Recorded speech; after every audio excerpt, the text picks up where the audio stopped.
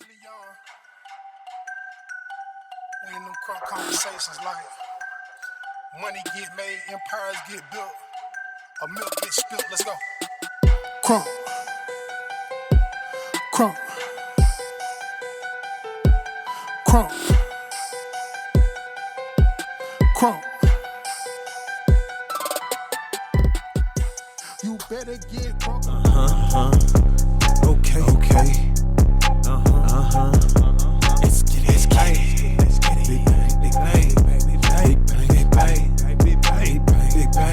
Big bang. Put them Benjis in my hand, cause I'm about my business, man. Yeah, I'm about my business, man. Put them Benjis in my hand, cause I'm about my business, man. You know I'm about my business, man. Trick with my money, yeah. I need cash. Trick with my money, yeah. I need cash. Trick with my money, yeah. I need cash. Put the Benjis in my hand, cause I'm about my business, man. Now go get the money, even if you gotta work the strip pole for the money, even if you gotta get low for the money, even if you gotta get these low. What's up?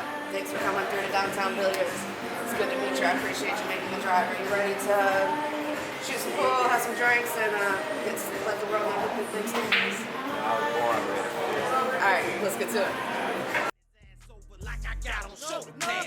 SK with the knife, it got a body on. I'm in shootouts every day like I got body on. Really slightly Lambo like gon' put that pressure on. I'm in the trenches with a 40, with a 30 on. Nigga play me like I'm pussy, then I'm dumping on. You think Lambo ballin', now wait till you see the jump. He got t-shirts holler at me if you need a sponsor. I'm a message to straight forward, brother. I just killed the parking lot, sorry for your losses.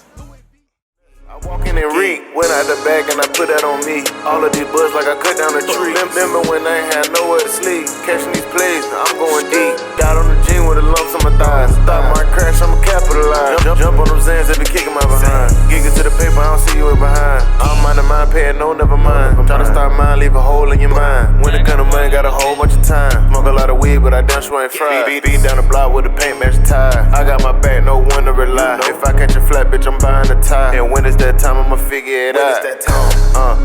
I'm to the paper, I'm just like a P. Take a vacation, resort, retreat. Nigga, we really ain't gotta compete. So, Bigbankstank, I know your name, but tell me how you got it and where you're from. Shit, I'm from Palaca, Florida. Area code 386, Putnam County. I got my name Stank actually from the streets, but my nickname Stinky was given to me from my grandma. When she had done, when it changed my diaper. I was about to say, was you one of them stanky babies too? Yeah, My daughter had the nickname Stanky for a while. Yeah, I was one of them ones that was running around city boot as a jet. You know what I'm saying? Another rug rat. Ain't nothing wrong with the healthy digestive system. Yeah, but my girlfriend come from a small county, Butler County. Got a lot of little cities in it though. I'm a dog out there, Scody from another city in our county, from Crescent City. And we all be turned up, but my name Stank had nothing to do. As I got older running through the streets and I elevated in the streets, you know what I'm saying? They went to calling me all kind of names and stuff, but that Bigbankstank kind of rung out to me. And then I made it known to me that I liked it, and I started telling everybody this what they gonna call And that's me. what they did now, yeah. And they was like, man, you too young to be talking like that. Like, nah, this what y'all gonna call me now. And They as finally time went accepted on, it. they went to start dropping it here and there on me. But when they tried to just say some other stuff that I wasn't really going for, I just scraped them right then, like, you know my name. And they'd say it, you know what I'm saying? So it really just grew after that, and it just stuck. You know what I'm saying? Because they knew it was the real deal, you know what I'm saying? So that's how I got that name. And how I got where I'm at now. It's been a long road, a real long journey in the streets. You know what I'm saying? Shit went really just overnight, or wasn't given to a nigga on the platter like some people. You know what I'm saying? A lot of blood, sweat, and tears, a lot of hardships, heartaches, a lot of pain and suffering. a lot of deaths. It's a lot more to it that people don't know, you know, from the outside looking in. But they see a lot of stuff like the jewelry, they see the car, they see the flashiness, and they think that it's all great, but it really don't. So you got real story and testimony behind all of your hard work and the time and the trials and tribulations that it took you to get to the status that you at today. Yeah. Definitely ain't nothing wrong with that. Yeah. Help motivate the next jit that's growing up with that shit now, trying to do the same thing. That's really what my mind said at, you know, because I know it's not necessarily just all about me. I know it's about me in a sense because we're supposed to put ourselves before others, but I'm the type of person I can allow myself to step back and put other people before me because I know in the long end, that's how you're going to live on once you pass on through your legacy that you left behind, your name, the weight that it holds, the good that you've done for others, you know what I'm saying? So really, I be focusing on a lot of little things like what you're saying, and other jits that's coming up too. But I have to get my priorities straight and shit straight because I know more than them. And when you try to talk to them about stuff, it's like they hear you. But I can tell me personally it go in one ear and out the other because I was once that same individual, you know. Right, like they hear it, but they don't really understand it yet. Yeah, and they ain't understand the business aspect of it and how it really can get in the streets too at the same time. So it's a lot of little lost little jits out there, like you say, that need guidance. And what my goal is, you know, once God bless me, you know, to get in position, put my family and my loved ones in position to come back and help others around me that was loyal and showed me love and stayed down with me.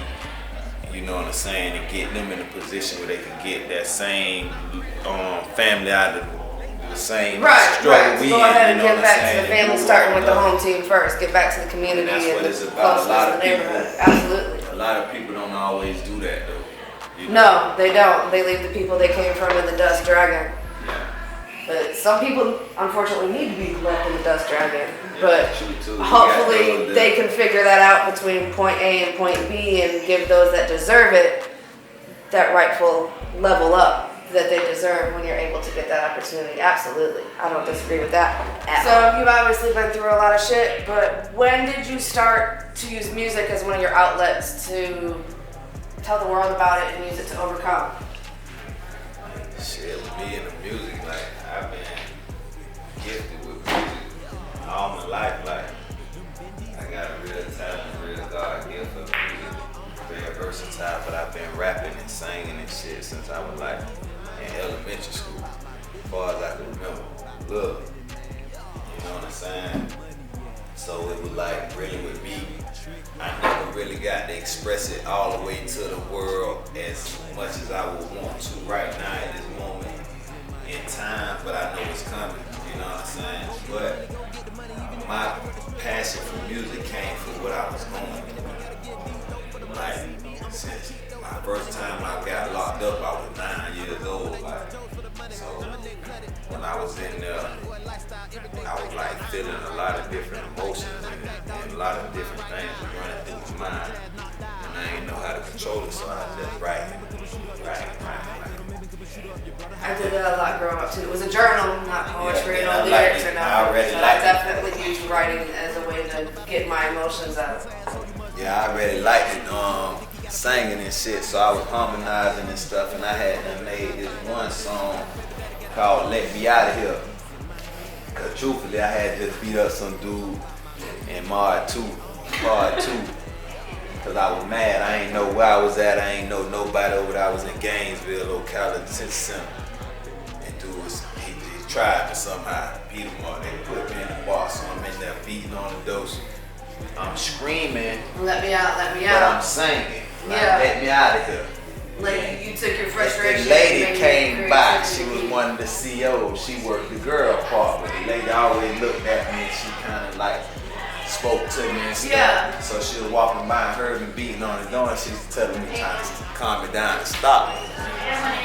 But I did, so she was hearing what I was saying, because I guess when she act like she was walking off, she like went, opened the door with the key and closed it back and just stood back there. But we got these little small windows Right. on the cell, then the flap, so I can't see her right there.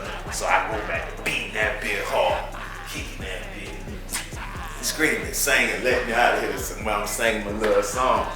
She came back laughing, I could see the tears in her eyes. She like laughed. She like, I'm finna get you out of here. Before I go home, you getting out, I'm gonna put you over here in my phone, the big boys part. And that's what she did. She put in word when they shift changed. It came over there. But see, I thought about that, and when I got in my phone, I went to write more to that song than I wrote another song. And that bit was gas at the time. And the jits that was in Mar 4 was older than me. I was 9. Them was like 13, 14, 15 years old. Yeah, that's feeling. Even 9 years young to be a juvie. So when I got out, I was rapping them same songs to my brothers in them. And they were like, it's straight. So after that, I just found my little own time to myself in my rooms and shit. And I used to be rapping and shit. Then it was back when we had damn radios, the boombox. I get one of them and set it right here. And I get another one and set it right here. And I play the tape on this one. And I record on this one. Yeah. And I had them remix one of R. Kelly songs, Gotham Cities. And I was still in black and mild smoking tobacco. So I called the shit. So you really was bad shit. Yeah, I was out there. We was out there. We really out there. But I'm guessing you used all that experience to motivate you in this music game and provide quality content, because your tracks be banging.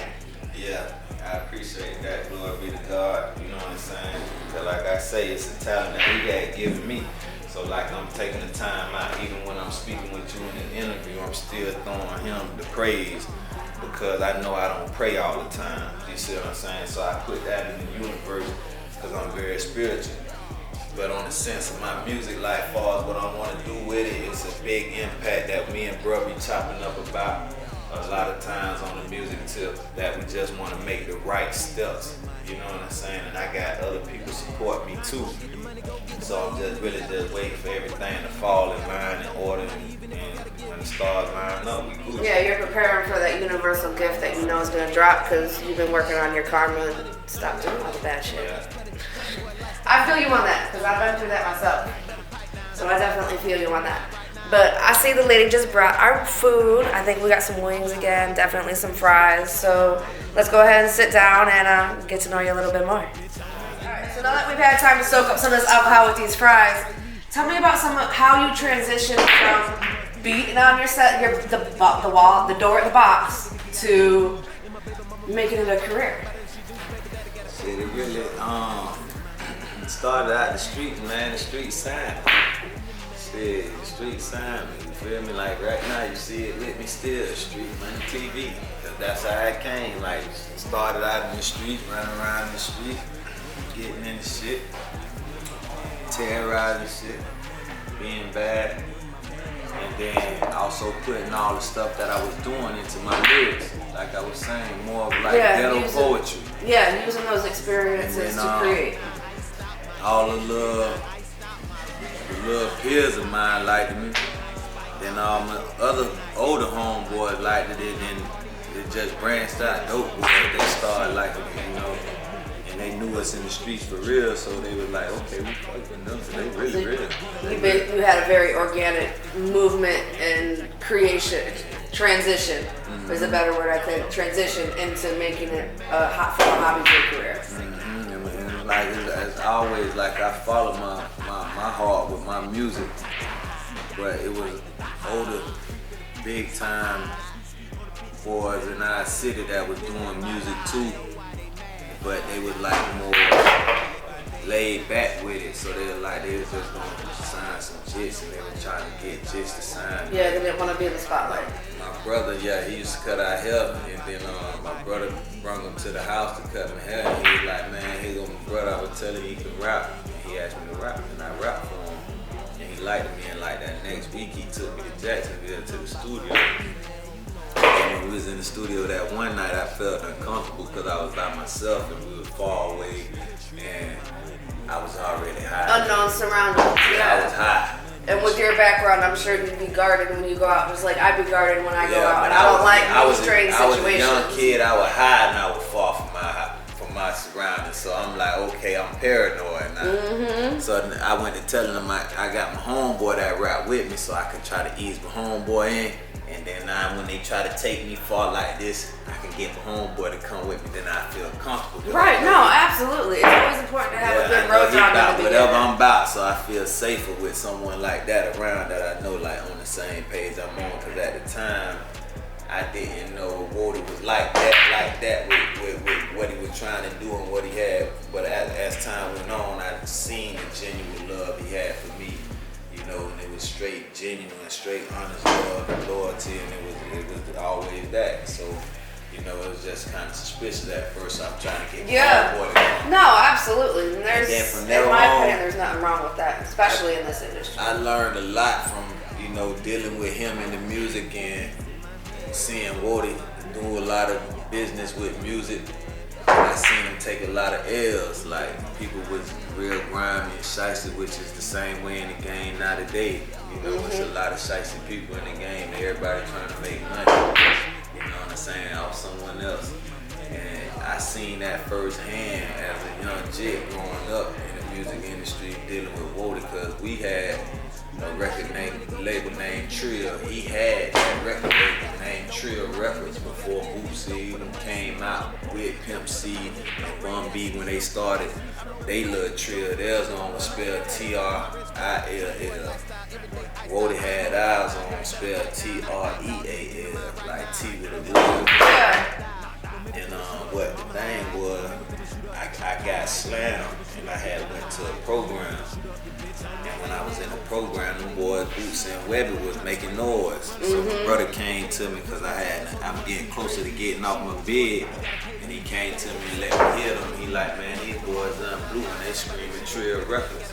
So when I got out, I kind of felt bad about that. And not knowing the business, I felt like I can't be screaming another record label name that's already out there. Right. They got somebody, because they gonna think we trying to. Even though it really wasn't the same. I mean, those that from Florida, we know, because I remember the T-R-E-A-L. Like, that was heavy in the streets back in the day. And just hearing them boys' music and knowing where they come from, I know them niggas was on the same type of time we was on. So we had a discussion about it, like we was just gonna change it up a little bit. Right. So we came out with South Click. Okay. Because we knew we had what it took to go to the top. We ain't want to get to the top and then bump into these boys and it be beef because because the similarities and the enunciation of it. Because we had all love for them. You know what I'm saying? These niggas helped us stay focused in the street. You know what I'm saying? Them late nights grinding, bumping Boots in, Webby, and listening to Bun B and Pimp C and all them. And the ones before us. Yeah. Master P. I mean, that's who we grew up on. Cash Money, Hot Boys. Yeah. Like, that's we who paid we listened to. You know, if it wasn't a local artist doing something, that's who I listened to when I was in the trap and in the streets anyway. But hey, that's just me and I'm not your average white girl. So, you know. Yeah, and like along the lines of growing up, I admired things that I seen people doing that I wanted to do. And I always wanted to learn from the greats, so I emulated their moves. Like, you feel me? Sometimes I had to take the risk that they took, but most people be scared. But it's like I just go all in, you feel me? And I done met a few people, I done brushed shoulders with a few people in the industry at a young age.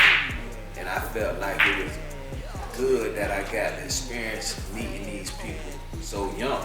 Yeah. You know what I'm saying? Because it showed me that really it's a small world, but we all the same. You know what I'm saying? If they could do it, I could do it too.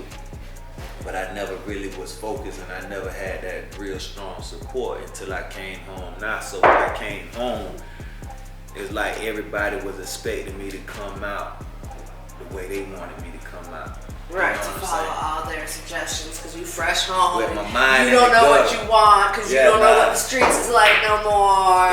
Been there, done that. All that. Yeah, we ain't on all that. So I took a lot of time and, you know what I'm saying, I fell back and on the drawing board. And I went back to the drawing board and seen what was going on out here. Once reality set in, I clamped up a little bit because I feel like a lot of stuff that's going on in society these days shouldn't be allowed, you know what I'm saying? Yeah, I don't disagree with you. Just like the laws of the land, you feel me? Then stick it to the G code. It's like it ain't no code with some of these guys The old out here. morals and ethics that the streets used to have just aren't there anymore. Yeah, so There it used, kind of like you made said, me. there used to be a code, and if you was in the street, you followed it, or the street took care of it. Yeah, and it's crazy because it kind of made me fall back from a lot of people that, you know, this was the circle of people that I hung around and chilled with, and that's all you know. You know how I feel when you lose friends and lose someone you love, but like, say I ain't messing with you no more. Or they ain't messing with you no more, but you think about them all the time. You know what I'm saying? So it was kind of like that when I started figuring out things was coming to me like, damn, this person ain't no good for you. They don't mean no good. They trying to hold you back. You know what I'm saying? They got their nuts crossed on you. You know what I'm saying? So I started really staying away. And I went back to the drawing board and I went to examining myself, examining others, like where I'm slipping at. And I wasn't focused on my career, you know what I'm saying? Because I'm allowing all this negativity around me to get the best of me. You know what I'm saying? And it was really submerging me deeper in the streets. Until I got jammed up. I stayed in trouble. You know what I'm saying? I come home and then shoot to the top. It's like, damn, boom, I fall. You feel me? Right. That's how it was in my past. You had to find a way to break the cycle. I always knew from the time when I was young, like when I said I was 9, I got locked up in DDC. I knew, like, I'm gonna have a long road, man, before I get my break. Right. But I'm gonna get my break. So long as you stay on the right path. And it's like, I knew it was gonna come a time when I had to go through it, and I just sat there a lot of times like I was going through what I was going through, even outside of the walls, like incarceration, on the streets. You know, life has its own way of dealing hardship to each individual on his own time and on their own accord. I went through things on the street just like I went through things in prison. And I always sat there and thought about that same thought I just told you about. Stick with the music, love God. You know, you gonna get your break. You gonna get your break. And I did, and I stayed down. And it's like I always try to do my best to keep it real.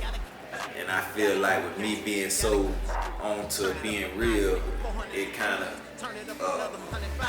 run some people off because they not on they can't relate see you to as it. intimidating Yeah, because they can't relate. to it. They cannot relate to it. No matter how you tell them or try to explain it to them, break it down, they ain't that deep in the streets to know, okay, that's what it is.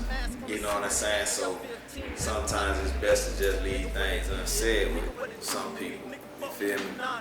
And as far as it go, I moved on from a lot of people I fucked it with. But it's the ones that I love, I still fuck with them, and they know who they is. Shout out to all the people I love, you know what I'm saying? Cause they know who they is. You feel me? And it's like it's been a long road now. Right now, I feel like 2020 was a good year.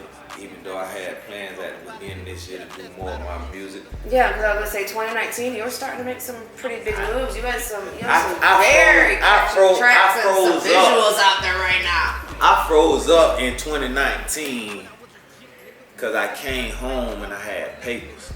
You feel what I'm saying? Oh man, and them Florida papers ain't like regular people papers either. Like they on like some whole other level shit. I did 3 years on like community control, so I know. Yeah, when I first came home, it's like I wanted to go. Full thought I wanted to master gas on in the industry. Right, because you was finally free and you like have all these ideas and these lyrics and everything you've been stacking while you've been gone. I get it. And I could have done so much more than what I did, but I didn't have had you wrangled. Everything lined up in position as I should have had. And at the time, they had ties to me when I couldn't really do what I wanted to do, spontaneously, if I say I want to go ahead and do this right now, I gotta get permission. Right. Take a chance Like they want and try whole to do extra it. BS, even But though I you're trying to wasn't be on that. legit.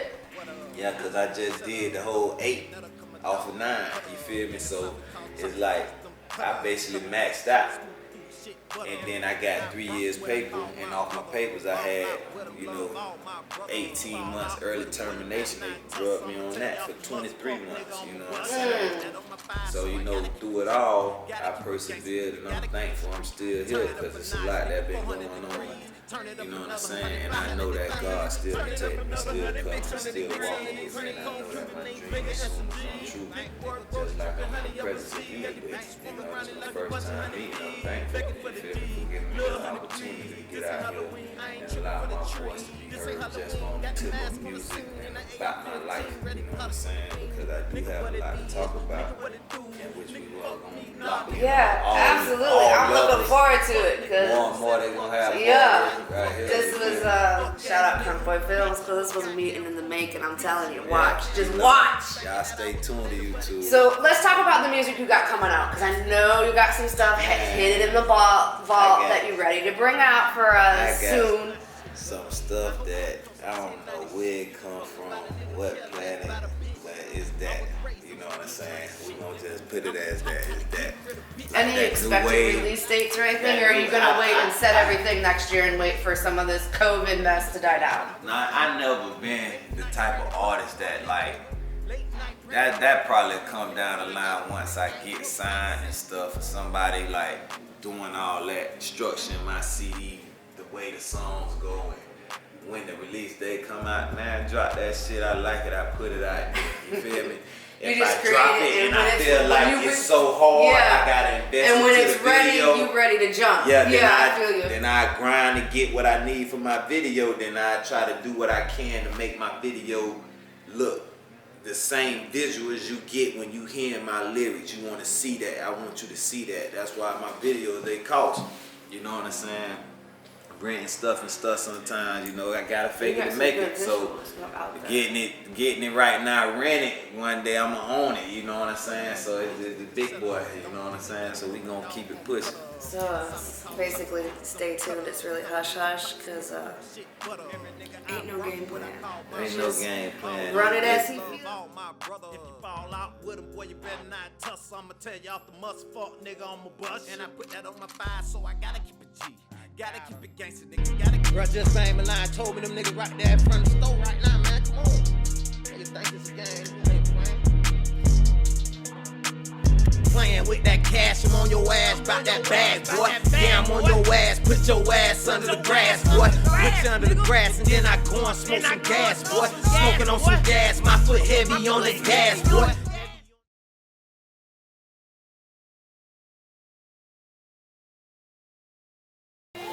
I don't like you, boy. Hell. You know what liking me? Shit, we ain't sleeping in the same motherfucker bed. That was that horse shit. Them whores supposed to like a nigga. Yeah. Respect is love. Still that nigga, cuz. You better have my $30, nigga. You gonna steal something else with them without them motherfucking gloves. Everybody got a Patrick Douglas. Bullshit. Hey, bro. You caught that shit that day, dude. Man, get me out that. Wow. That little change you trying to put on full head. Boy, you could have let me do that, though, boy. You tripping. It's guess what I just said. For real, I would have smacked that nigga. Man, what y'all niggas got going on in this bitch, man? Goddamn, bro. Like that? I'll holler at you, bro. I'm finna catch me in traffic, fool. I got you. I'm bang line, bro. Alright. But you good. I don't need your hands getting dirty.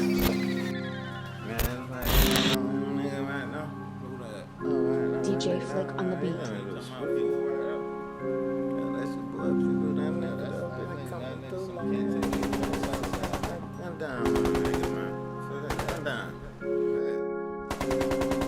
What up?